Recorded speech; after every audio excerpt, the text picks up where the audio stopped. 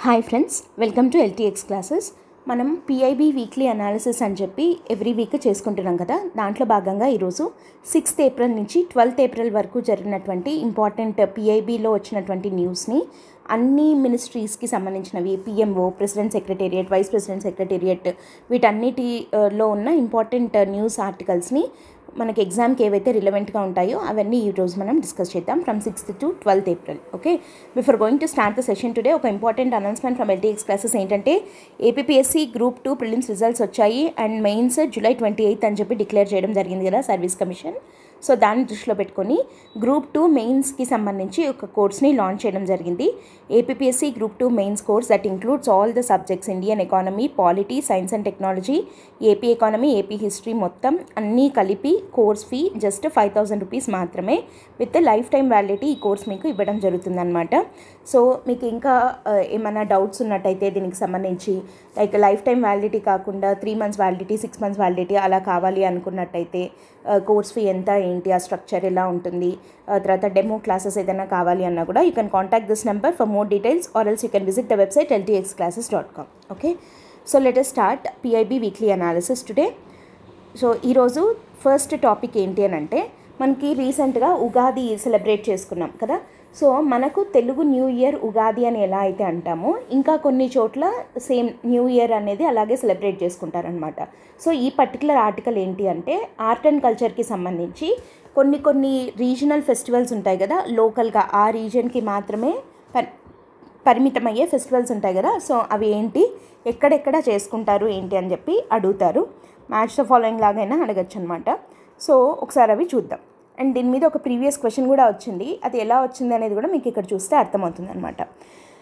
Recently India celebrated Chaitra Shukladi, Ugadi, Gudi Padwa, చేతీచంద్, నవ్రే and సజీబు Cheiraoba. ఇవన్నీ కూడా ఇప్పుడు మనకు ఉగాది ఎలాగో డిఫరెంట్ ప్లేసెస్లో ఇలాంటి ఫెస్టివల్స్ అనమాట. గుడి పడ్వా కానివ్వండి, చేతిచంద్, నవ్రే, సజీబు చైరోబా, ఇవన్నీ కూడా festivals. These festivals of the spring season mark the beginning of the traditional new year in India. మామూలుగా ఓవరాల్గా ఇండియా న్యూ ఇయర్ అంటే January 1st అని సెలబ్రేట్ చేసుకుంటాము, కానీ అలా కాకుండా ట్రెడిషనల్గా లోకల్గా ఇప్పుడు మనకు తెలుగు సంవత్సరాది ఉగాది అని ఎలా అయితే అంటామో అలా డిఫరెంట్ రీజియన్స్లో డిఫరెంట్ పేర్లతోటి పిలుస్తారు. అవి ఏంటి, ఎక్కడెక్కడ ఏమని పిలుస్తారు అన్నది చూద్దాం. Traditional new year festivals. Chaitra Shukladi. Chaitra Shukladi అంటే ఏంటంటే it marks the beginning of the new year of Vikram సంవత్సరం. Vikram Samvat also known as Vedic calendar లేదా హిందూ క్యాలెండర్ యొక్క బిగినింగ్ని చైత్ర శుక్లాది అని పిలుస్తారు. Vikram Samvat is based on the day when the emperor Vikramaditya defeated Shakas, invaded Ujjayini and called for a new era. So Vikramaditya ఉన్నాడు కదా, ఆయన షాకాస్ని defeat చేసి అప్పటి నుంచి ఒక కొత్త ఎరాని స్టార్ట్ చేశాడు. దాన్నే విక్రమ సంవత్సరం అని అంటారనమాట.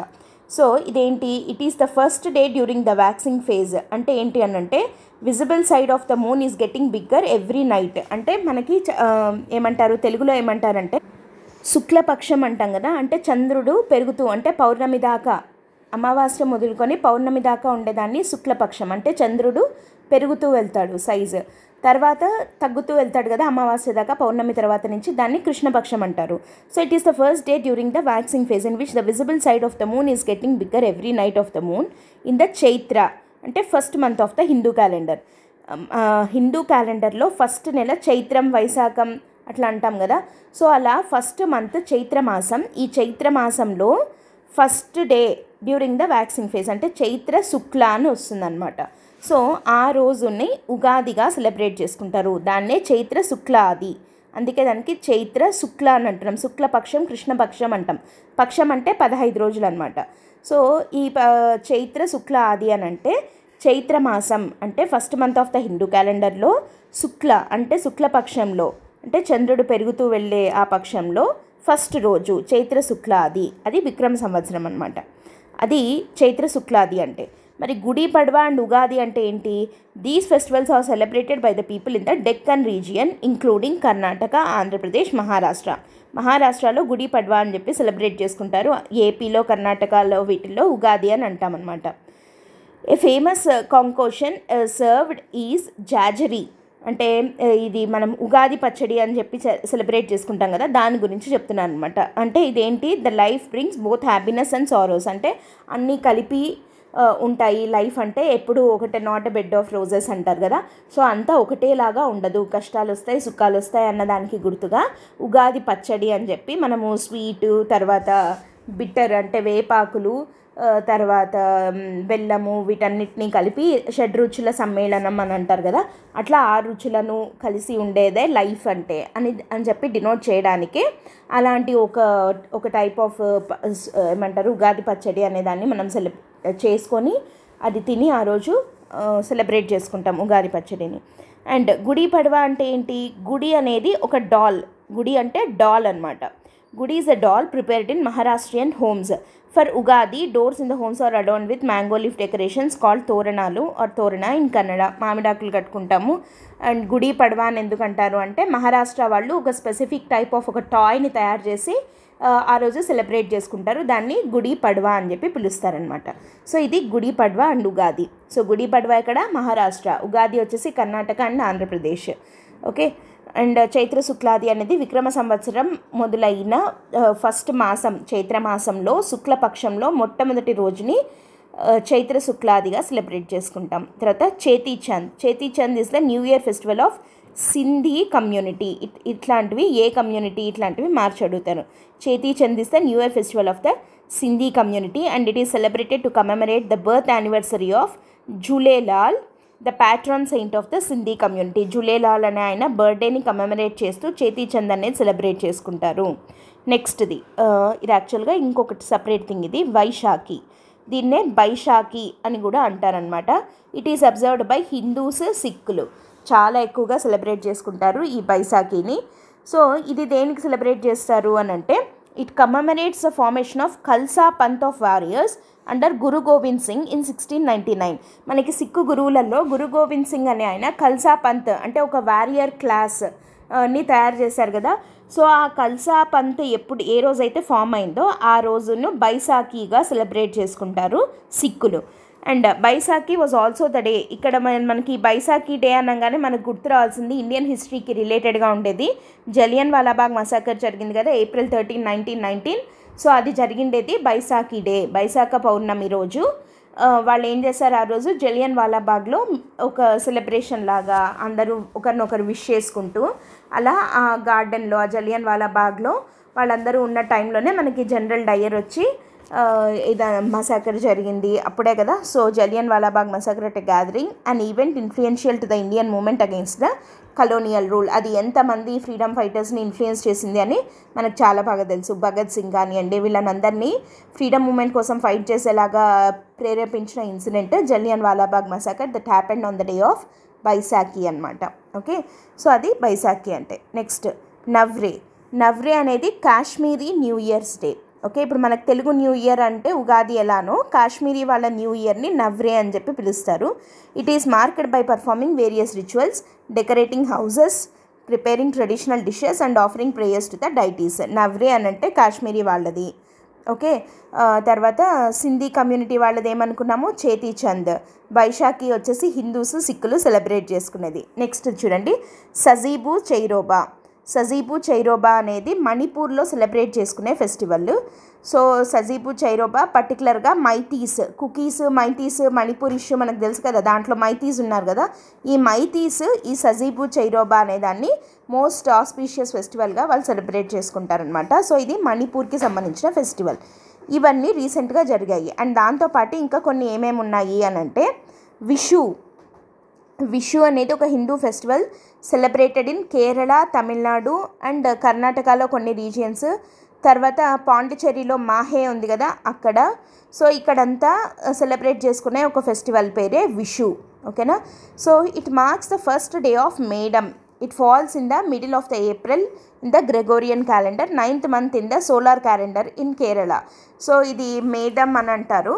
సో ఏప్రిల్ నెలలో వీళ్ళు సెలబ్రేట్ చేసుకుంటారు ఈ విషు అనే ఫెస్టివల్ని. ఏ రీజియన్స్లో, south regions like Kerala, Tamil Nadu, Karnataka and పుదుచ్చేరిలోని మాహే రీజియన్లో విషు అనే ఫెస్టివల్ని సెలబ్రేట్ చేసుకోవడం జరుగుతుంది.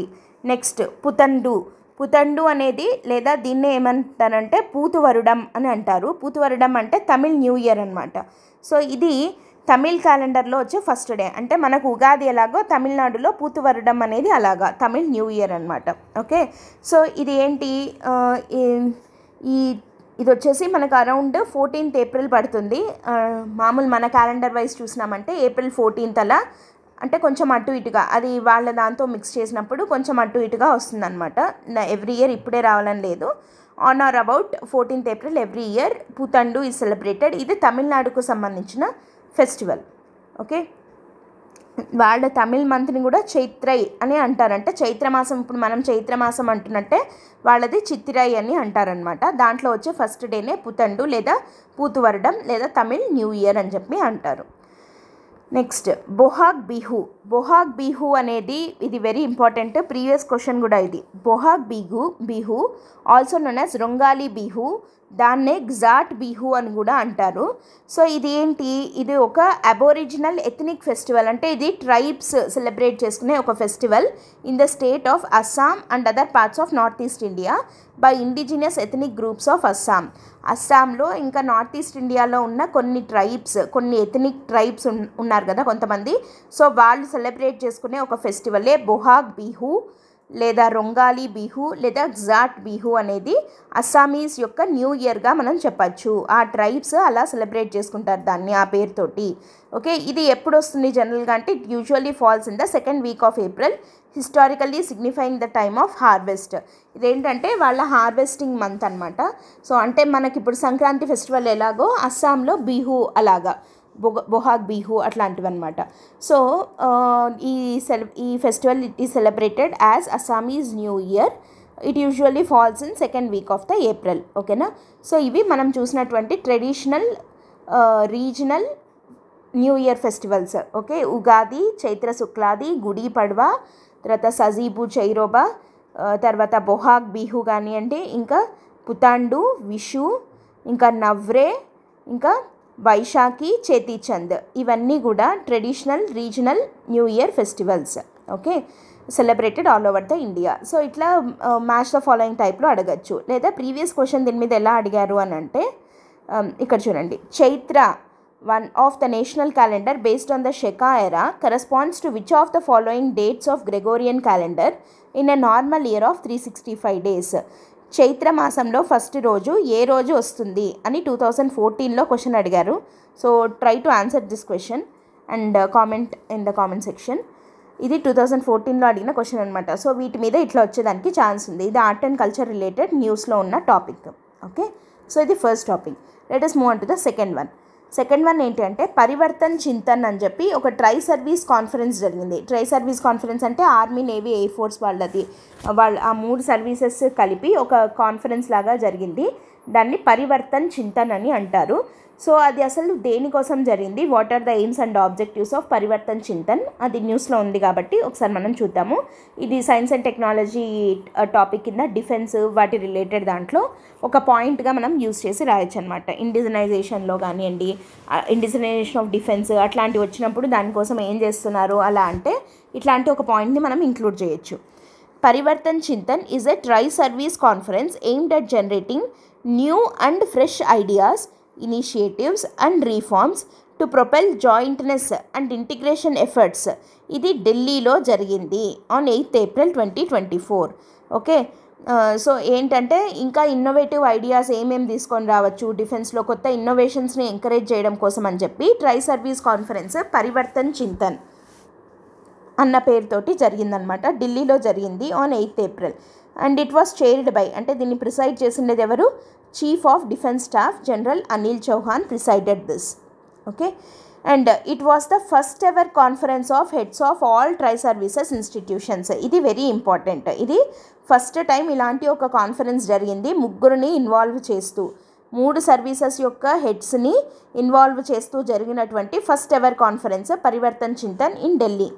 ఇప్పుడు చీఫ్ ఆఫ్ డిఫెన్స్ స్టాఫ్ అని వచ్చింది కదా, ఒకసారి చూస్తే చీఫ్ ఆఫ్ డిఫెన్స్ స్టాఫ్ అనే post it was created in 2019. So ఎందుకు క్రియేట్ చేశారు దీన్ని, based on the recommendations of a Shekatkar committee recommendations అనమాట. లెఫ్టినెంట్ జనరల్ డిబి షికత్కర్ అనే ఆయన ఆయన చైర్మన్గా ఒక కమిటీని అపాయింట్ చేయడం జరిగింది. సో ఆ కమిటీ ఇచ్చిన రికమెండేషన్స్ ప్రకారము 2019లో చీఫ్ ఆఫ్ డిఫెన్స్ స్టాఫ్ అనే పోస్ట్ని ఏర్పాటు చేయడం జరిగింది. అండ్ ఇండియా యొక్క first chief of defence staff ఎవరు? జనరల్ బిపిన్ రావత్. ఆయన చనిపోయిన తర్వాత, ఆయన ఒక యాక్సిడెంట్లో చనిపోయారు కదా, సో ఆయన చనిపోయిన తర్వాత general Anil Chauhan was appointed as chief of defence staff అనమాట. ఓకే, నెక్స్ట్ ఇప్పుడు ఇతని చీఫ్ ఆఫ్ డిఫెన్స్ స్టాఫ్ యొక్క రోల్స్ అండ్ రెస్పాన్సిబిలిటీస్ ఏముంటాయి? Core function is to foster the operational synergy among Indian military branches. అంటే మొత్తం 3 సర్వీసెస్ యొక్క వాటి మధ్య సినర్జీని ఏర్పాటు చేయడం కోసం, అంటే లైక్ 3 ఒకదాంతో ఒకటి కొలాబరేట్ చేసుకుంటూ 3 సర్వీసెస్ ఉండేలాగా చూసుకోవడమే ఆయన యొక్క core function. And he act as head department of military affairs in ministry of defence. తర్వాత ఈయన ఏంటంటే డిఫెన్స్ మినిస్టర్కి single point military adviser. Defence మినిస్టర్కి అడ్వైజర్స్ ఏమైనా ఇవ్వాలి అని అంటే he will be advising the defence minister, ఎవరు? Chief of defence staff.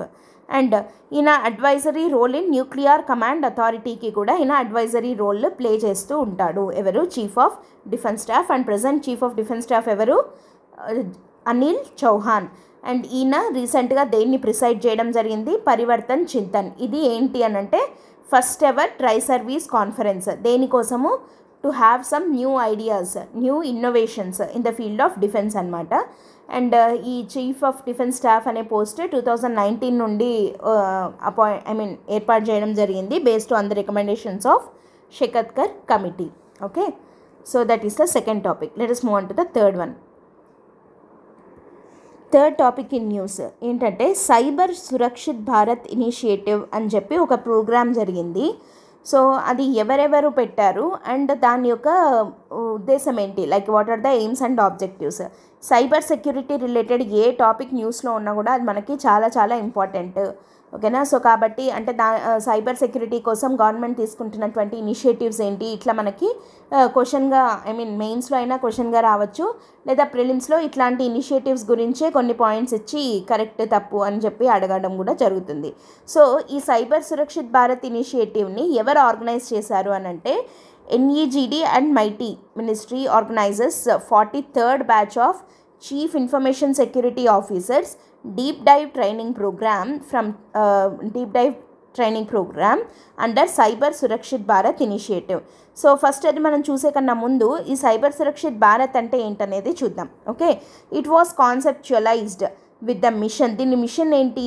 To spread awareness about cyber crime and build capacities of chief information security officers and frontline IT officials across all the government departments. అంటే government డిపార్ట్మెంట్స్లో పనిచేసే information security officers, తర్వాత front లైన్లో ఉండే IT officials, వీళ్లకు అంటే కొత్తగా వస్తున్నటువంటి cyber threats ఏంటి, వాటి పట్ల అవేర్నెస్ కల్పించడం, సైబర్ క్రైమ్స్ ఎలా జరుగుతున్నాయి, వాటిని ఎలా అరికట్టాలి, అండ్ వాళ్ళల్లో కెపాసిటీ బిల్డింగ్ని చేయడం కోసం అని చెప్పి ఈ సైబర్ సురక్షిత్ భారత్ అనే ఒక ఇనిషియేటివ్ని స్టార్ట్ చేయడం జరిగింది. ఇట్ వాజ్ లాంచ్డ్ బై, ఇది ఏ మినిస్ట్రీ కిందికి వెళ్తుంది? 2018లో స్టార్ట్ చేశారు.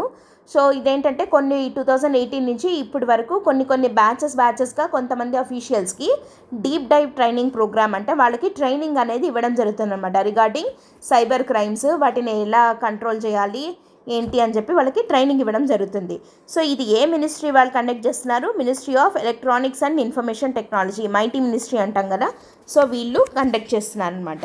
CISO training is the first of its kind partnership between the government and industry consortium under public private partnership model.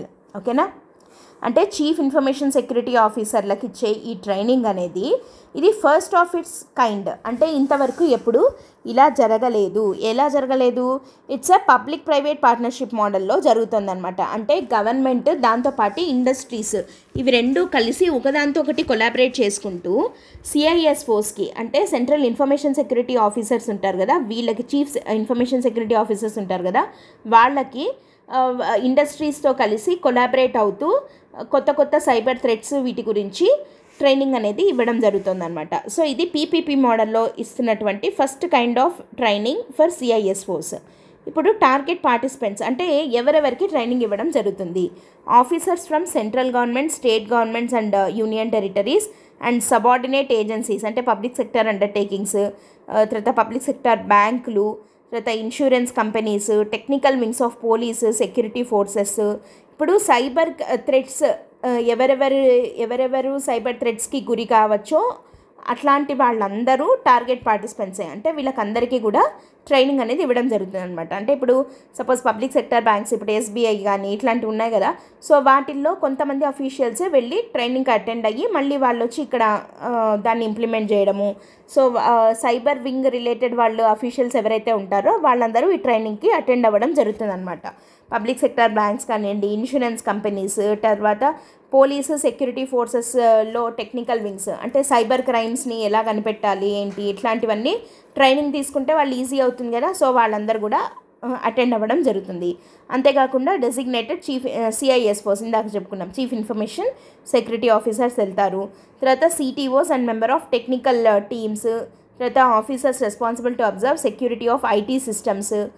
వీళ్ళందరూ అంటే ఐటీ ప్రతి ఒక్క ఆర్గనైజేషన్లో, ప్రతి ఒక్క గవర్నమెంట్ డిపార్ట్మెంట్లో, పబ్లిక్ సెక్టర్ అండర్టేకింగ్స్లో, బ్యాంకుల్లో, ఇన్సూరెన్స్ కంపెనీల్లో ఇది అది అని కాకుండా ప్రతి ఒక్క దాంట్లో కూడా IT వింగ్ రిలేటెడ్ హెడ్స్ ఎవరైతే ఉంటారో వాళ్ళందరూ ఈ సైబర్ సురక్షిత్ భారత్ ఇనిషియేటివ్లో ట్రైనింగ్ తీసుకోవడం జరుగుతుంది.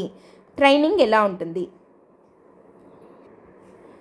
ట్రైనింగ్ ఎవరిస్తున్నారు వీళ్ళకి అంటే ఈ మైటీ మినిస్ట్రీ అన్నాం కదా, ministry of electronics and IT అని చెప్పి ఇన్ఫర్మేషన్ టెక్నాలజీ, దాంట్లో ఒక ఆర్మ్ అయిన NEGD అంటే నేషనల్ గవర్నెన్స్ డివిజన్ వాళ్ళు లాజిస్టిక్ సపోర్ట్ని ప్రొవైడ్ చేయడం జరుగుతుంది. ట్రైనింగ్ ప్రోగ్రామ్స్ తర్వాత ఇండస్ట్రీస్తో కొలాబరేట్ చేస్తూ టెక్నికల్ సపోర్ట్ ఇవ్వడానికి ఆ ఇండస్ట్రీస్, లాజిస్టిక్ సపోర్ట్ ఇవ్వడానికి NEGD వాళ్ళు. సో PPP మోడల్ అన్నాం కదా, సో ఇట్లా వీళ్ళిద్దరూ కొలాబరేట్ అవుతూ వీళ్ళకు ట్రైనింగ్ అనేది ఇవ్వడం జరుగుతుంది అనమాట. అండ్ ఇండస్ట్రీ సైడ్ నుంచి ట్రైనింగ్ పార్ట్నర్స్ ఎవరెవరు ఉన్నారు, లైక్ మైక్రోసాఫ్ట్, IBM, ఇంటెల్, ఇంకా చాలా కంపెనీస్. ఇక్కడ here you can see that Dell, EY, Palo Alto networks. తర్వాత సెర్టిన్ అనేది వెరీ ఇంపార్టెంట్ సైబర్ సెక్యూరిటీలో, computer emergency response team. IN అంటే ఇండియా అని వస్తుంది, so Indian computer emergency response team. తర్వాత సీడాక్ వాళ్ళు, వీళ్ళందరూ నాలెడ్జ్ పార్ట్నర్స్ అనమాట. గవర్నమెంట్ సైడ్ నుంచి వీళ్ళిద్దరూ knowledge partners. And industry partners అంటే వీళ్ళందరూ వస్తారు, మైక్రోసాఫ్ట్, IBM. వీళ్ళు ఏంటి అంటే టెక్నికల్ సపోర్ట్ని ప్రొవైడ్ చేస్తారు, whereas NEGD provides logistic support. So ఇది ఒక బెస్ట్ మోడల్, PPP మోడల్లో జరిగినటువంటి training initiative cyber Surakshit Bharat initiative అనమాట. ఇది ఆర్గనైజ్ చేసిన మినిస్ట్రీ MEITY.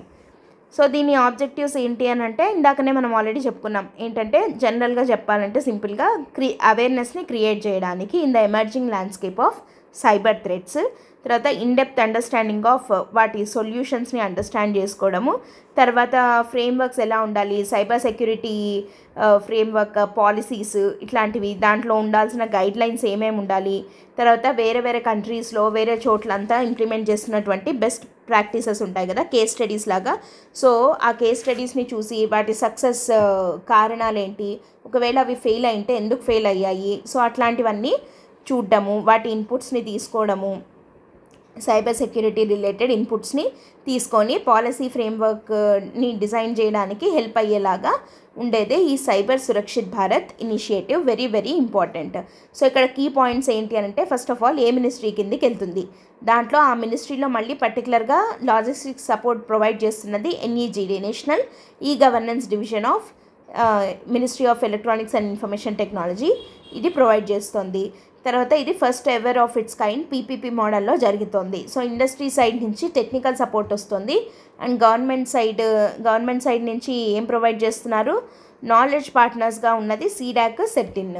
ఓకే, వీళ్ళందరూ కలిసి టార్గెట్ ఆడియన్స్ టార్గెట్ పార్టిసిపెంట్స్ ఎవరు ఇక్కడ అని అంటే అన్ని పబ్లిక్ సెక్టర్ బ్యాంకులు, ఇన్సూరెన్స్ కంపెనీలు, పోలీసు, సెక్యూరిటీ ఫోర్సెస్ ఉన్న అందరూ, PSUs అన్నిట్లో ఉన్నటువంటి ఇన్ఫర్మేషన్ IT వింగ్ రిలేటెడ్ అఫీషియల్స్కి అందరికీ రిలేటెడ్ సైబర్ థ్రెట్స్, వాటి రిలేటెడ్ సొల్యూషన్స్, బెస్ట్ ప్రాక్టీసెస్ మీద ట్రైనింగ్ ఇవ్వడం జరుగుతుందన్నమాట. అది ఈ ప్రోగ్రామ్, అది న్యూస్లో ఉంది, వెరీ ఇంపార్టెంట్ ఇది. Next let us move on to the fourth one ఏంటి అంటే recently IPEF organised clean economy investor forum in Singapore.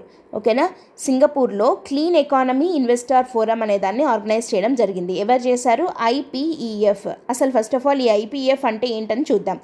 Indo Pacific economic framework for prosperity. IPEF అంటే Indo Pacific economic framework for prosperity. ఇది ఒక economic initiative launched by USA President Biden in 2022. Indo Pacific రీజియన్లో economic prosperity ఉండడం కోసం అని చెప్పి USA launch చేసిన ఒక ఎకనామిక్ ఇనిషియేటివ్ బైడెన్ లాంచ్ చేశారు దీన్ని ఇన్ 2022. దీని ఆబ్జెక్టివ్ ఏంటి అని అంటే it provides a platform for countries in the region. ఏ రీజియన్లో? Indo Pacific రీజియన్లో.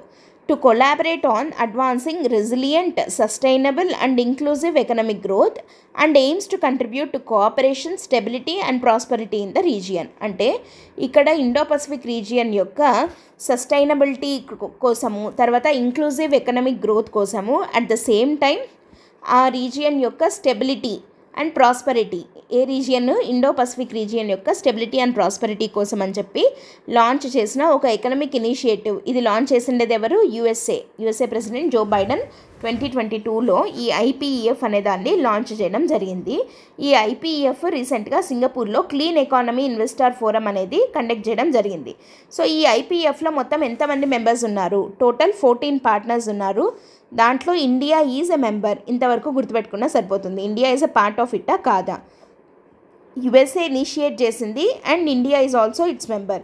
So nodal agency ఏంటి? Department of commerce for IPEF engagements. ఇది నోడల్ ఏజెన్సీ. అంటే వాటితోటి కొలాబరేట్ అవ్వడానికి department of commerce for IPEF engagements అనేది హెల్ప్ చేస్తుంది. ఈ ఐపీఈఎఫ్లో టోటల్ 4 పిల్లర్స్ ఉన్నాయి. అంటే వీళ్ళు దేని మీద కాన్సన్ట్రేట్ చేస్తున్నారు అని అంటే ట్రేడ్, తర్వాత ఇండో పసిఫిక్ రీజియన్లో ట్రేడ్ గురించి, తర్వాత సప్లై చైన్ మేనేజ్మెంట్, తర్వాత clean economy and fair economy. These 4 are the pillars of cooperation for this IPEF. ఈ ఐపీఈఎఫ్ ఈ 4టిని బేస్ చేసుకొని ఫంక్షన్ అవుతుంది. IPEF clean economy investor forum అనేది సింగపూర్లో కండక్ట్ చేశారు అన్నాం కదా, ఆ ఫోరం గురించి చూద్దాం.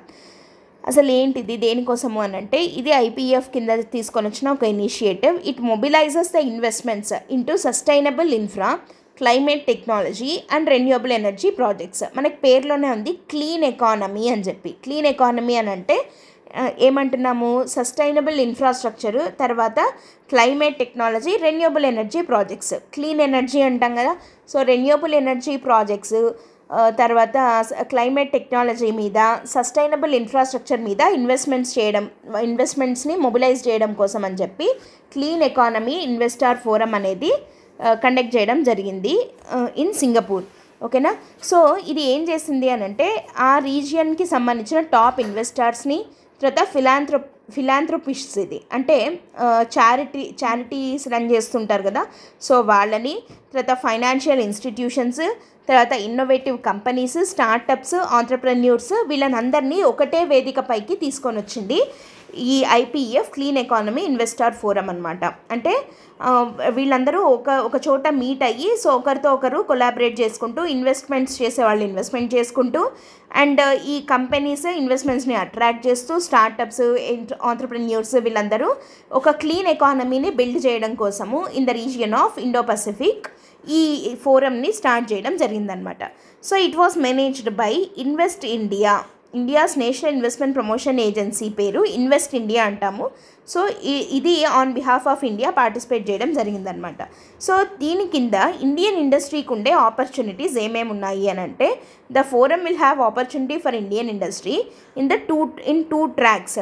ఒకటి వచ్చేసి క్లైమేట్ టెక్నాలజీ ట్రాక్, రెండోది వచ్చేసి ఇన్ఫ్రాస్ట్రక్చర్ ట్రాక్.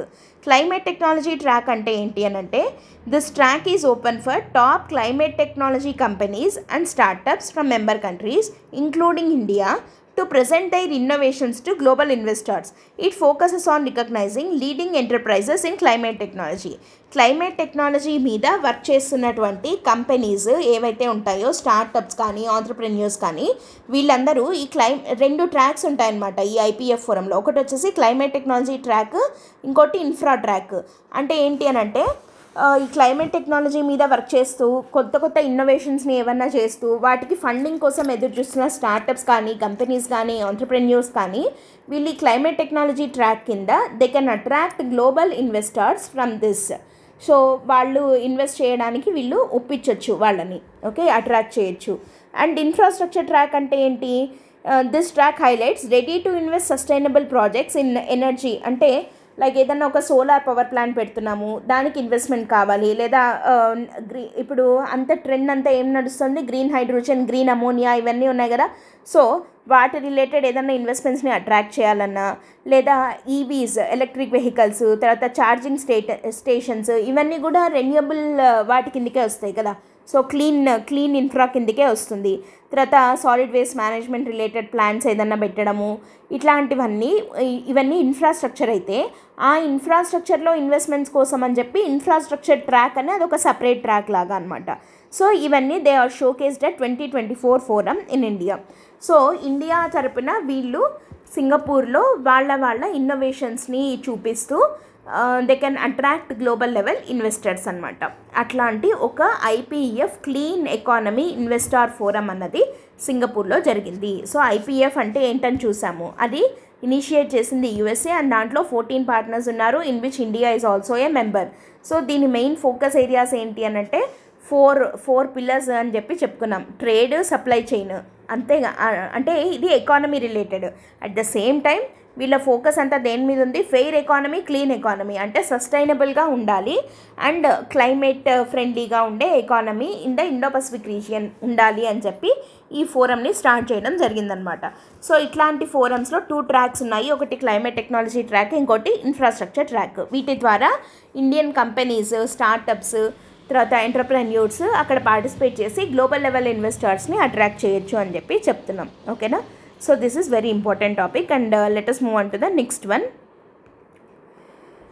సంగీత నాటక్ అకాడమీ వాళ్ళు కాల ప్రవాహ్ అని చెప్పి ఒక ఫెస్టివల్ని ఆర్గనైజ్ చేయడం జరిగింది. ఆ ఫెస్టివల్ పేరు శక్తి, ఏ festival of music and dance అని చెప్పి, ఓకేనా.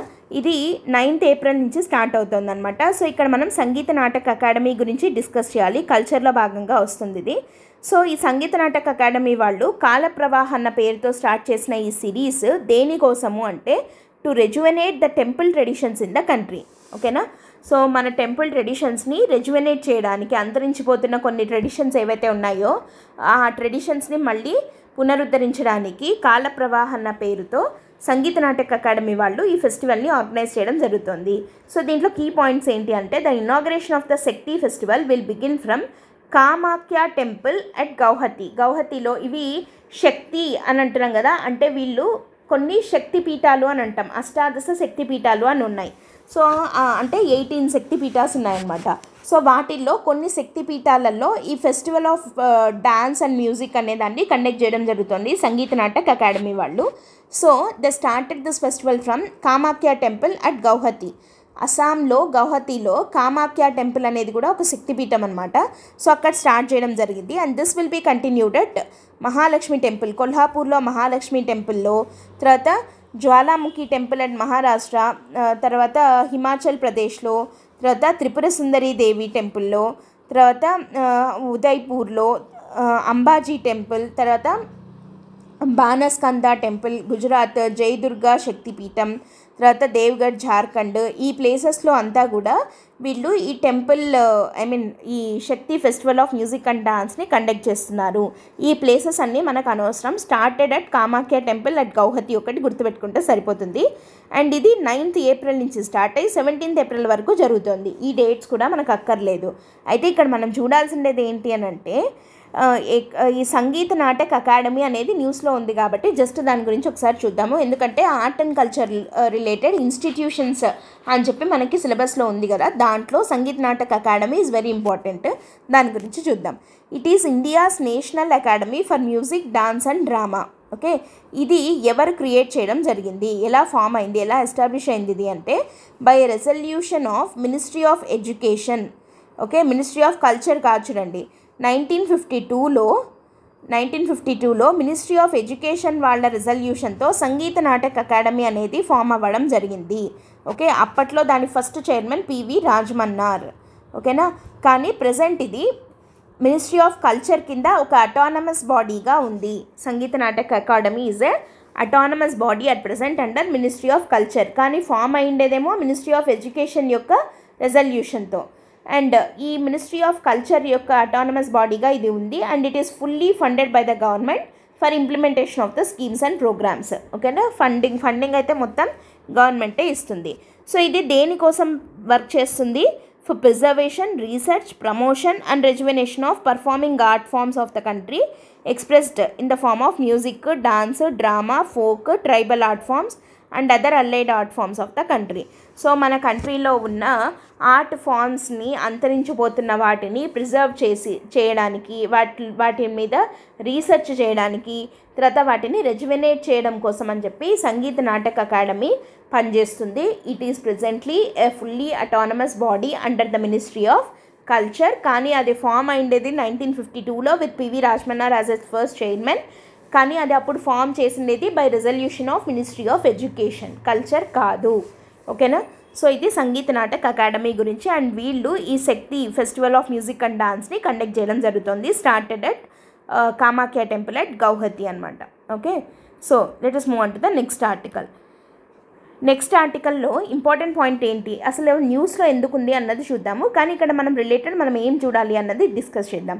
Indian government has issued a notification announcing the extension of dead line for submission of research and development proposals under national green hydrogen machine up to 27th April 2024. The move is anticipated to allow researchers and institutions to submit high quality applications for the advancement of production of green hydrogen in India. ఇది మనకి పిఐబిలో ఉన్న news. అంటే పిఐబిలో ఇది న్యూస్లో ఎందుకు ఉంది అని అంటే ఆర్ఎండి ప్రపోజల్స్ని నేషనల్ గ్రీన్ హైడ్రోజన్ మిషన్ కింద ఆర్ఎండి ప్రపోజల్స్ని పంపించడం కోసము డెడ్ లైన్ని ఇంకా ఫర్దర్గా ఎక్స్టెండ్ చేయడం జరిగింది అని. యాక్చువల్గా ఇది ఎంతవరకు ఎక్స్టెండ్ అయింది అదంతా మనకు అనవసరం. కానీ ఇక్కడ న్యూస్లో ఉన్న థింగ్ ఏంటి, national green hydrogen mission. So దీని గురించి మనం డిస్కస్ చేయాలి. నేషనల్ గ్రీన్ హైడ్రోజన్ మిషన్ కింద గ్రీన్ హైడ్రోజన్ని ప్రొడక్షన్ చేయడం కోసం అని చెప్పి, వాటిని ఇంకా ప్రమోట్ చేయడం, ప్రొడక్షన్ని ఇంప్రూవ్ చేయడం కోసం అని చెప్పి కొన్ని ఆర్ఎండి ప్రపోజల్స్ని పంపించండి అని చెప్పి కొన్ని ఇన్స్టిట్యూషన్స్కి గవర్నమెంట్ టైం ఇవ్వడం జరిగింది. ఆ డెడ్ లైన్ ఎక్స్టెండ్ అయ్యింది అని చెప్పి మనకు న్యూస్లో ఉంది. అయితే మనం ఇక్కడ చూడాల్సింది ఏంటి, దీని కీవర్డ్ ఏంటి ఇక్కడ, national green hydrogen mission. So దాని గురించి మనం డిస్కస్ చేద్దాం. ఆ మిషన్ని డిస్కస్ చేసే కన్నా ముందు అసలు గ్రీన్ హైడ్రోజన్ అంటే ఏంటని డిస్కస్ చేద్దాం. హైడ్రోజన్ అనేది ఒక కీ ఇండస్ట్రియల్ ఫ్యూయల్. దీనికి చాలా అప్లికేషన్స్ ఉన్నాయి. ఎందుకంటే అమోనియా ప్రొడక్షన్లో హెల్ప్ అవుతుంది, which is a key fertiliser. తర్వాత స్టీల్లో, తర్వాత రిఫైనరీస్లో, ఎలక్ట్రిసిటీలో అన్నిట్లో ఇది హెల్ప్ అవుతుంది. It is a key industrial fuel కదా. కానీ మనకి హైడ్రోజన్ ప్రొడక్షన్ అనేది ఎలా ప్రొడ్యూస్ అవుతుంది అన్న దాన్ని బట్టి దాన్ని బ్లాక్ హైడ్రోజన్, బ్రౌన్ హైడ్రోజన్, ఇట్లా గ్రీన్ హైడ్రోజన్, అట్లా రకరకాల పేర్లతో పిలుస్తామన్నమాట.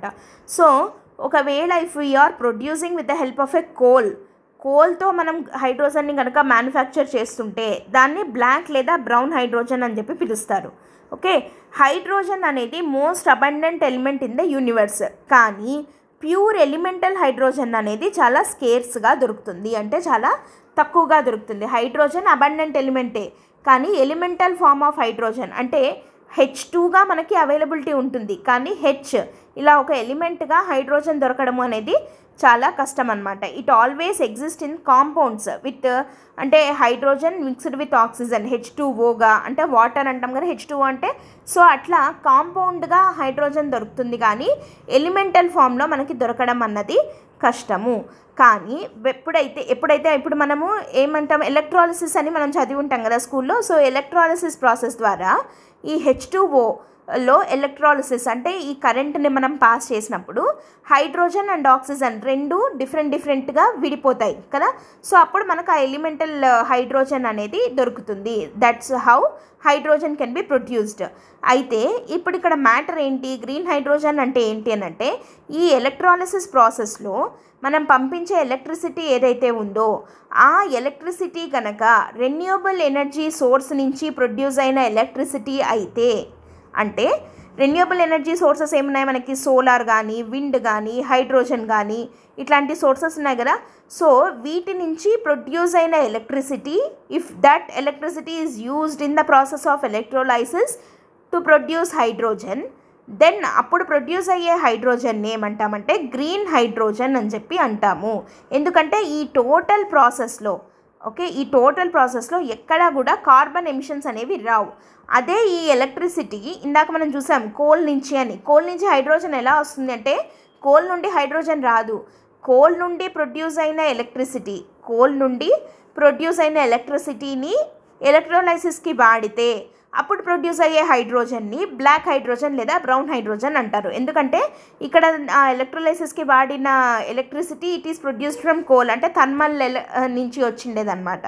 సో కాబట్టి దాన్ని బ్రౌన్ లేదా బ్లాక్ హైడ్రోజన్ అంటాం. అలా కాకుండా రెన్యూవబుల్ సోర్సెస్ నుంచి వచ్చినటువంటి ఎలక్ట్రిసిటీని మనము ఎలక్ట్రోలైసిస్లో వాడి దాని ద్వారా వచ్చిన హైడ్రోజన్ అయితే మనం ఏమంటాము, గ్రీన్ హైడ్రోజన్ అని చెప్పి అంటారనమాట. So the colours attached to hydrogen indicate the source of the electricity used to derive the hydrogen molecule. For example coal అయితే బ్రౌన్ హైడ్రోజన్ లేదా బ్లాక్ హైడ్రోజన్ అని అంటారు. అలా గ్రీన్ హైడ్రోజన్ అంటే రెన్యూవబుల్ ఎనర్జీ సోర్స్ నుంచి వచ్చిన ఎలక్ట్రిసిటీని వాడుతూ ప్రొడ్యూస్ చేసే హైడ్రోజన్ని గ్రీన్ హైడ్రోజన్ అంటాం కదా. దాని కరెంట్ ప్రొడక్షన్ ఇండియాలో ఎంత ఉంది అని అంటే, టోటల్ గ్లోబల్ హైడ్రోజన్ ప్రొడక్షన్లో ఇండియాలో లెస్ దాన్ 1% మాత్రమే ఉంది. ఓకే, ఎందుకంత తక్కువగా ఉంది అని అంటే, ఎక్స్పెన్సివ్ టు ప్రొడ్యూస్ కాబట్టి, అంటే ప్రొడక్షన్కి కొంచెం ఖర్చు ఎక్కువ అవుతుంది కాబట్టి. ఎంత అవుతుంది, 1 కిలోగ్రామ్ ఆఫ్ బ్లాక్ హైడ్రోజన్ని ప్రొడ్యూస్ చేయాలి అని అంటే $0.9 to $1.5 ఖర్చు అయితే, వైల్ గ్రే హైడ్రోజన్ని ప్రొడ్యూస్ చేయాలి అంటే $1.7 to $2.3 ఖర్చు అవుతుంది. బ్లూ హైడ్రోజన్ని ప్రొడ్యూస్ చేయాలి అని అంటే $1.3 to $3.6 ఖర్చు అవుతుంది. మరి వీటన్నిటితో కంపేర్ చేస్తే చూడండి, గ్రీన్ హైడ్రోజన్ని ప్రొడ్యూస్ చేయాలి అని అంటే $3.5 to $5.5 పర్ కేజీ ఖర్చు అవుతుంది అకార్డింగ్ టు 2020 అనాలిసిస్. అంటే 2020లోనే ఈ ఖర్చు.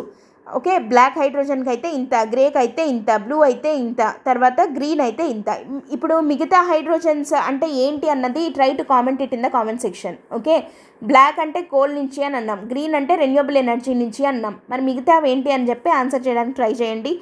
అండ్ గ్రీన్ హైడ్రోజన్ని ప్రొడ్యూస్ చేయడానికి 1 కేజీ గ్రీన్ హైడ్రోజన్ని ప్రొడ్యూస్ చేయాలి అని అంటే అరౌండ్ $3.5 to $5.5 ఖర్చు అవుతుంది. అదే సింపుల్గా కోల్ని యూజ్ చేసామనుకోండి, జస్ట్ లెస్ దాన్ $1తో కూడా చేయొచ్చు, $0.9 to $1.5 అంతే కదా. సో ఇప్పుడు దీంతో కంపేర్ చేస్తే ఇది 3 to 5 times ఎక్కువ ఖర్చు అవుతుంది when compare to that of black hydrogen. Green hydrogen 3 to 5 times per kilogram ఎక్కువ ఖర్చు అవుతుంది కదా. సో ఎక్స్పెన్సివ్ టు ప్రొడ్యూస్ కాబట్టి గ్లోబల్ హైడ్రోజన్ ప్రొడక్షన్తో కంపేర్ చేస్తే ఇండియాలో లెస్ దాన్ 1% మాత్రమే మనము ప్రొడ్యూస్ చేస్తున్నాము. సో ఇలా కాకుండా, ఇంత ఖర్చు కాకుండా మనము ఇంకా ఏం ఇన్నోవేషన్స్ చేయడం ద్వారా కొంచెం ఖర్చు తగ్గించవచ్చు, ప్రొడక్షన్ని పెంచుకోవచ్చు, ఇట్లాంటి వాటి కోసం అని చెప్పి R&D ప్రపోజల్స్ని ఇవ్వండి అనే ఇందాక మనం చూసిన న్యూస్లో ఉన్నటువంటి ఆర్టికల్ అనమాట. అయితే గవర్నమెంట్ స్టార్ట్ చేసిన ఒక initiative to encourage green hydrogen ఏది అంటే national green hydrogen mission. So ఇది ఒక ప్రోగ్రామ్.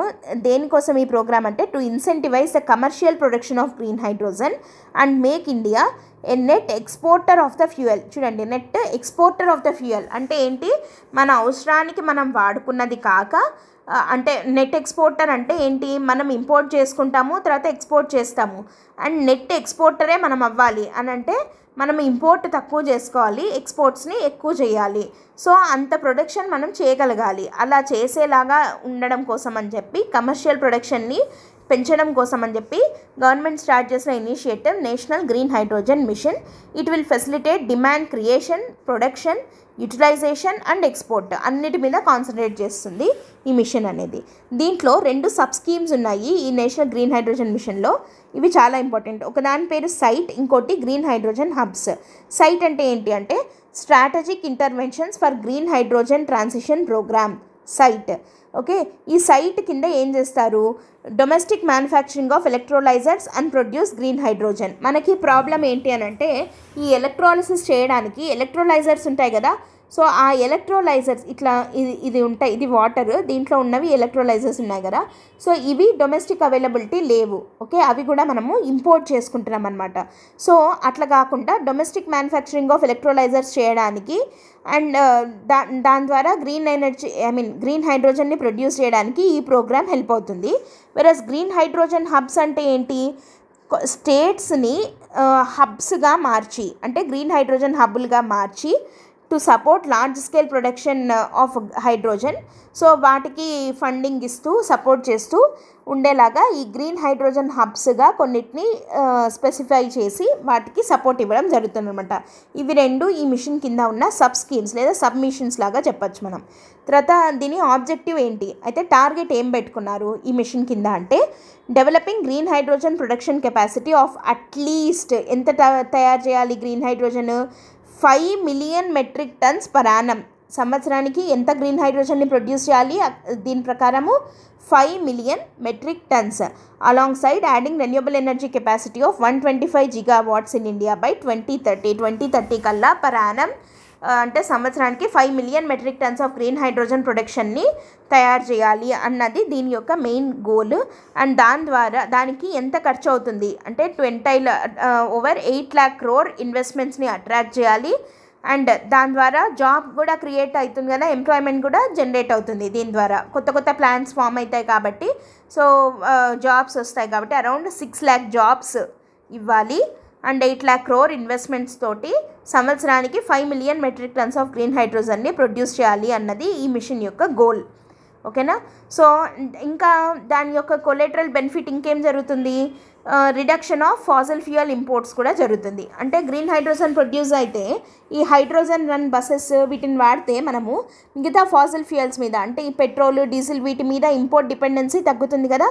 సో దాని ద్వారా మనము ఆ ఇంపోర్ట్ బిల్లుని ఎంత తగ్గించవచ్చు, దానికి మనకి కరెంట్ అకౌంట్ డెఫిసిట్ ఎక్కువ అవుతుంది because of this fuel import కదా. సో దాని ద్వారా 1,00,000 కోట్ల ఇంపోర్ట్ బిల్లుని తగ్గించాలి. ఓకేనా, 1,00,000 కోట్ల ఇంపోర్ట్ బిల్లుని తగ్గించాలి. And 50 metric tons of annual greenhouse gas ఎమిషన్స్ని కూడా మనము తగ్గించవచ్చు. సో ఈ గ్రీన్ హైడ్రోజన్ మిషన్ వల్ల ఎకనామిక్ బెనిఫిట్స్ ఉన్నాయి అండ్ ఎన్విరాన్మెంటల్ బెనిఫిట్స్ ఉన్నాయి.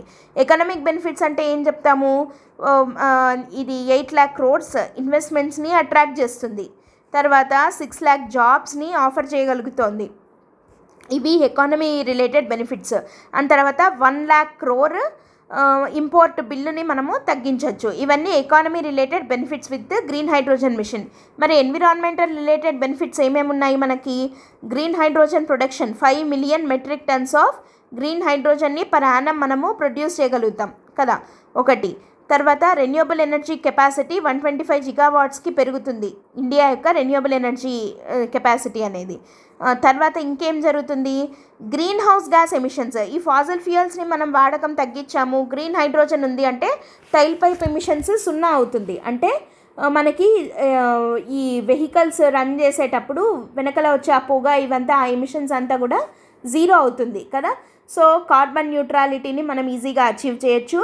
అండ్ ఎంత ఎమిషన్స్ తగ్గుతాయి అంటే per annum 50 metric tons of greenhouse gas ఎమిషన్స్ని మనము కంట్రోల్ చేసిన వాళ్ళం అవుతామన్నమాట విత్ దిస్. ఇప్పుడు ఈ ప్రజెంట్ ఉన్న కెపాసిటీతో అంటే 5 million metric tons per annum of green హైడ్రోజన్ని మనం ప్రొడ్యూస్ చేస్తే 50 metric tons of greenhouse gas ఎమిషన్స్ని మనము తగ్గించిన వాళ్ళం అవుతాము.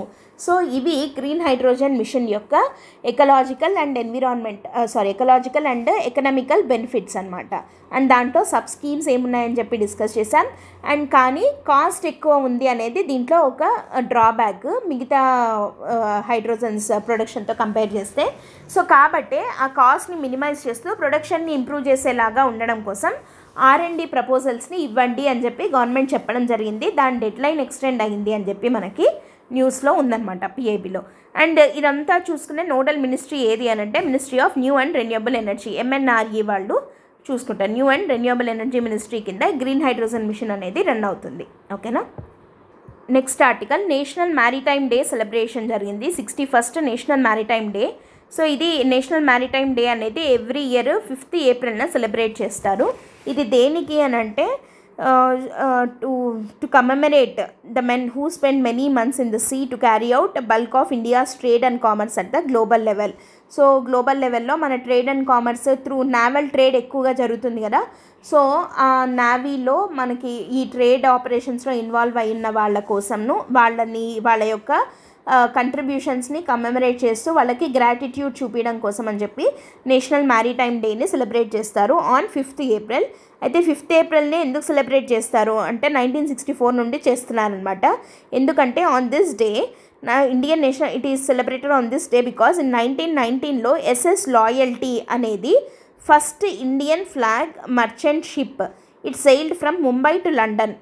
ఓకే, ఇది సింధియా స్టీమ్ నావిగేషన్ కంపెనీ వాళ్ళు తయారు చేసిన షిప్ పేరు SS లాయల్టీ. ఫస్ట్ టైం 1919లో ఈ షిప్ ఎక్కడ నుండి ముంబై నుండి లండన్కి వెళ్ళింది. ఇది first merchant ship of India అనమాట. It started off from the coast of Mumbai on 5th April. కాబట్టి ఆ రోజు నుంచి మనము ఆ రోజుని నేషనల్ మ్యారిటైమ్ డేగా సెలబ్రేట్ చేయడం జరుగుతుందన్నమాట. 2024లో ఈ national maritime day was celebrated by ministry of, ఇది ఏ మినిస్ట్రీ వాళ్ళు సెలబ్రేట్ చేస్తారు, పోర్ట్స్, షిప్పింగ్ అండ్ వాటర్వేస్ వాళ్ళు సెలబ్రేట్ చేయడం జరుగుతుంది. ఆ రోజున ఒక స్పోర్ట్స్ డే ఈవెంట్ని కూడా కండక్ట్ చేయడం జరుగుతుంది. ఇదంతా మనకు అక్కర్లేదు, జస్ట్ నేషనల్ మ్యారిటైమ్ డే అంటే 5th April. ఎందుకు అంటే 1919 ఈ షిప్ SS లాయల్టీ అనే first merchant ship it started off from Mumbai and it went to Delhi. ఈ షిప్ని తయారు చేసిన కంపెనీ ఏది, Scindia steam navigation company limited వాళ్ళు ఓనర్ ఆఫ్ దిస్ షిప్ అనమాట. Okay, let us move on to the next one. KABIL and CSIR IMT sign critical minerals MOU. KABIL అంటే ఏంటి అని అంటే ఖనిజ్ బిదేశ్ ఇండియా లిమిటెడ్. ఖనిజాలు అంటాం కదా, minerals. So Khanij Bidesh India limited వాళ్ళు and CSIR council of scientific and industrial research IMMT అంటే institute of minerals and materials technology. వీళ్ళిద్దరూ కలిసి ఒక MOUని సైన్ చేసుకోవడం జరిగింది, మెమరాండమ్ ఆఫ్ అండర్స్టాండింగ్. దేనికోసము, technical and knowledge cooperation in critical minerals. Critical మినరల్స్కి సంబంధించి ఈ IMMT CSIR వాళ్ళు and Kabil Khanij Bidesh India limited వాళ్ళు కలిసి ఒక MOUని సైన్ చేసుకున్నారు for technical cooperation in critical minerals. అయితే మనం ఇక్కడ క్రిటికల్ మినరల్స్ అంటే ఏంటి అన్నది డిస్కస్ చేద్దాం. ఓకేనా, ఫస్ట్ ఆఫ్ ఆల్ కాబిల్ అంటే ఏంటి అని చూద్దాము. ఇది ఒక జాయింట్ వెంచర్ కంపెనీ అనమాట, ఫార్మ్డ్ ఇన్ 2019. సో ఎవరెవరి జాయింట్ వెంచర్ ఇది, నేషనల్ అల్యూమినియం కార్పొరేషన్ నాల్కో వాళ్ళు along with Hindustan copper limited HCL and mineral exploration company limited MECL వీళ్ళ ముగ్గురు యొక్క జాయింట్ వెంచర్ కంపెనీనే ఈ కాబిల్ అనేది. ఇది 2019లో ఫామ్ అయింది. ఓకేనా, దీని మెయిన్ గోల్ ఏంటి అంటే to identify, acquire, develop, process and use strategic minerals from overseas locations to supply India. ఓకేనా, సో ఓవర్సీస్ లొకేషన్స్లో, అందుకే దాని పేరేంటి, ఖనిజ్ బిదేశ్ ఇండియా లిమిటెడ్ అన్నాం. అంటే లైక్ ఓవర్సీస్లో వేరే చోట్ల ఉన్నటువంటి కొన్ని మినరల్స్, స్ట్రాటజిక్ మినరల్స్ ఏవైతే ఉన్నాయో వాటిని ఐడెంటిఫై చేయడం, అక్వైర్ చేయడం, ప్రాసెస్ చేయడం, అది ఈ కంపెనీ యొక్క మెయిన్ గోల్. ఇది ఒక జాయింట్ వెంచర్ కంపెనీ. ఓకేనా, CSIR IMMT అనేది ఇంకా నెక్స్ట్ది ఇది కదా. సో ఇది 1964లో ఎస్టాబ్లిష్ అయింది as a regional research laboratory Bhubaneswar under the ages of CSIR New Delhi. CSIR New Delhi కింద ఒక ల్యాబొరేటరీ లాగా ఎస్టాబ్లిష్ అయిందనమాట. భువనేశ్వర్లో ఉంది ఇది CSIR IMMT అనేది. సో ఇది ఏం చేస్తుంది అని అంటే research and R&D problems, mining, mineral, తర్వాత మెటల్ ఇండస్ట్రీస్లో ఉన్న R&D ఇష్యూస్ని ఐడెంటిఫై చేస్తూ బేసిక్ రీసెర్చ్ అండ్ టెక్నాలజీ ప్రోగ్రామ్స్ని కండక్ట్ చేయడానికి ఇది ఒక ల్యాబొరేటరీ లాగా హెల్ప్ అవుతుంది. It is at Bhubaneswar. So ఇప్పుడు ఈ రెండు ఒకదాంతో ఒకటి MOU చేసుకోవడం జరిగింది ఫర్ క్రిటికల్ మినరల్స్కి సంబంధించి రీసెర్చ్ అండ్ డెవలప్మెంట్ కోసం. అసలు ఈ క్రిటికల్ మినరల్స్ అంటే ఏంటి, క్రిటికల్ మినరల్స్ అంటే ఏంటి అని అంటే these are those minerals that are essential for economic development and national security. Economic డెవలప్మెంట్కి, నేషనల్ సెక్యూరిటీకి ఇంపార్టెంట్ అయిన మినరల్స్ని క్రిటికల్ మినరల్స్ అంటారు. ఒకవేళ ఈ క్రిటికల్ మినరల్స్ యొక్క స్పెషాలిటీ ఏంటి అంటే the lack of availability of these minerals or concentration of extraction or processing in few geographical locations may lead to supply chain vulnerabilities and even disruption of supplies. అంటే critical అంటున్నాం, అంటే critical అంటే most important, చాలా crucial అని కదా. So ఇవి లేకపోతే supply chain vulnerabilities వస్తాయి, అంటే సప్లైస్లో ఏమంటారంటే డిస్ట్రప్షన్స్ ఏర్పడతాయి.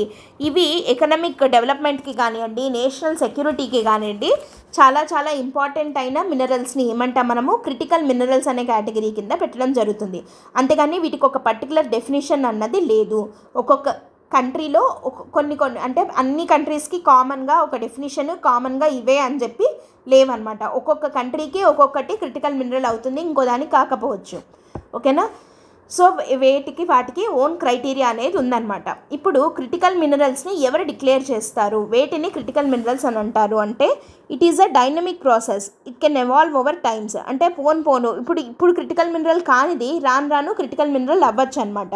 సో మార్కెట్ డైనమిక్స్ని బట్టి, ఎవాల్వ్ అవుతున్న టెక్నాలజీస్ని బట్టి, తర్వాత కొత్త జియో పొలిటికల్ కన్సిడరేషన్స్ని దృష్టిలో పెట్టుకుంటే ఒక్కొక్కటి క్రిటికల్ మినరల్ అవ్వచ్చు. అప్పుడు దాకా అవ్వంది అంటే ఇప్పుడు సపోజ్ ఫర్ ఎగ్జాంపుల్ ఏదైనా ఒక కంట్రీ ఇంకో కంట్రీ నుంచి ఒక మినరల్ని ఇంపోర్ట్ చేసుకుంటోంది అనుకుందాం. కానీ తర్వాత కొన్నేళ్ల తర్వాత ఏమైంది, ఆ రెండింటి మధ్య జియో పొలిటికల్ ఇష్యూస్ వల్ల అంటే రెండు రైవల్స్గా మారాయి అనుకుందాము. అప్పుడు ఆ ఇంపోర్ట్ అనేది అంటే వాటి మధ్య ట్రేడ్ అనేది ఆగిపోతుంది కదా. అంటే అప్పుడు దానివల్ల ఈ కంట్రీ ఎఫెక్ట్ అవుతుంది. అప్పుడు ఆ మినరల్ అనేది క్రిటికల్ మినరల్ అవుతుంది. సో ఒక్కొక్క కాలంని బట్టి ఒక్కొక్క మినరల్ అనేది ఆ లిస్ట్లో యాడ్ అవ్వడమో లేకపోతే తీసేయడమో ఇట్లాంటివి జరుగుతూ ఉంటాయన్నమాట. సో అట్లా ఒక్కొక్క కంట్రీకి కొన్ని ఉంటాయన్నాం కదా. యూఎస్లో 50 మినరల్స్ ఉన్నాయి, క్రిటికల్ మినరల్స్గా 50 మినరల్స్ని అది డిక్లేర్ చేయడం జరిగింది. జపాన్లో 31 మినరల్స్ ఉన్నాయి, యూకేలో 18 ఉన్నాయి, తర్వాత యూరోపియన్ యూనియన్ 34, కెనడాలో 31. ఇట్లా ఒక్కొక్క కంట్రీలో కొన్ని లిస్ట్ ఆఫ్ క్రిటికల్ మినరల్స్ అనేవి ఉన్నాయన్నమాట. మరి ఇండియాలో క్రిటికల్ మినరల్స్ ఏవి అని అంటే India has identified critical minerals depending upon the disruption potential, substitutability, cross cutting usage across different sectors, import reliance, recycling rates. అంటే మనం దేన్ని బేస్ చేసుకొని మనం క్రిటికల్ మినరల్గా ఒక మినరల్ని డిక్లేర్ చేస్తున్నాం ఇండియాలో అని అంటే దాని యొక్క cross cutting usage across different sectors. అంటే ఒకటే మినరల్ యొక్క యూసేజ్ డిఫరెంట్ సెక్టార్స్లో చాలా హెల్ప్ అవుతుంది అని అనుకున్నవి. తర్వాత సబ్స్టిట్యూటబిలిటీ అంటే అది దానికి సబ్స్టిట్యూట్గా ఇంకా వేరేవేవి లేవు అనుకుంటే అది క్రిటికల్ మినరల్ అవుతుంది కదా. సో అది తర్వాత దాని యొక్క డిస్ట్రప్షన్ పొటెన్షియల్ అంటే అది ఎంత హెల్ప్ అవుతుంది, అది ఎంత లైక్ ఎకనామిక్ గ్రోత్కి కానివ్వండి, సప్లై చైన్స్లో ఎంత హెల్ప్ అవుతుంది అనుకున్నవి. తర్వాత రీసైక్లింగ్ రేట్ని బట్టి వాటిని బట్టి ఒక మినరల్ని క్రిటికల్ మినరల్గా ఇండియాలో డిక్లేర్ చేయడం జరుగుతుంది. సో మినిస్ట్రీ ఆఫ్ మైన్స్ వాళ్ళు ఒక ఎక్స్పర్ట్ కమిటీని వేశారు అండ్ వీళ్ళు 30 మినరల్స్ని క్రిటికల్ మినరల్స్గా ఐడెంటిఫై చేయడం జరిగింది. ఓకేనా? ఇండియాలో ఎన్ని క్రిటికల్ మినరల్స్ ఉన్నాయి అంటే 30 క్రిటికల్ మినరల్స్ ఉన్నాయి. సో వీటిని డిక్లేర్ చేసిండేది ఎవరు, ఒక expert committee under ministry of mines అనమాట. అవి ఏవి అని అంటే antimony, beryllium, bismuth, cobalt, copper, ఇక్కడ ఉన్నవన్నీ 30 critical minerals of India. Next the states which house these 30 identified critical minerals are. ఈ 30 క్రిటికల్ మినరల్స్ ఏ స్టేట్లలో ఉన్నాయి అని అంటే బీహార్, గుజరాత్, జార్ఖండ్, ఒడిస్సా, తమిళనాడు, ఉత్తరప్రదేశ్, ఛత్తీస్గఢ్ అండ్ జమ్మూ అండ్ కాశ్మీర్ అనమాట. సో ఈ స్టేట్స్లో ఈ క్రిటికల్ మినరల్స్ని ఈ మినిస్ట్రీ ఆఫ్ మైన్స్ వాళ్ళు ఐడెంటిఫై చేయడం జరిగింది. అయితే మినిస్ట్రీ ఆఫ్ మైన్స్ కింద క్రియేషన్ ఒక సిఈసిఎం అనే దాన్ని క్రియేట్ చేశారు, అంటే centre of excellence for critical minerals అని చెప్పి.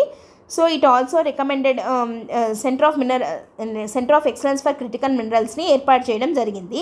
వీళ్ళు ఏం చేస్తారు అనంటే ఈ లిస్ట్ ఆఫ్ క్రిటికల్ మినరల్స్ని వీళ్ళు పీరియాడికల్గా అప్డేట్ చేస్తూ ఉంటారు. ఓకేనా?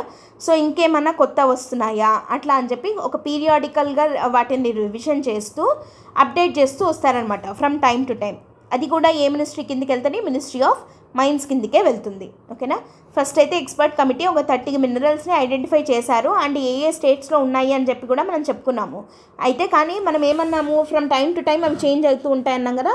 సో అట్లా అప్డేట్ చేయడం కోసం అని చెప్పి CECM, centre of excellence for critical minerals అనే దాన్ని ఈ మినిస్ట్రీ కింద ఏర్పాటు చేయడం జరిగిందనమాట. ఓకే, సో ఇది క్రిటికల్ మినరల్స్.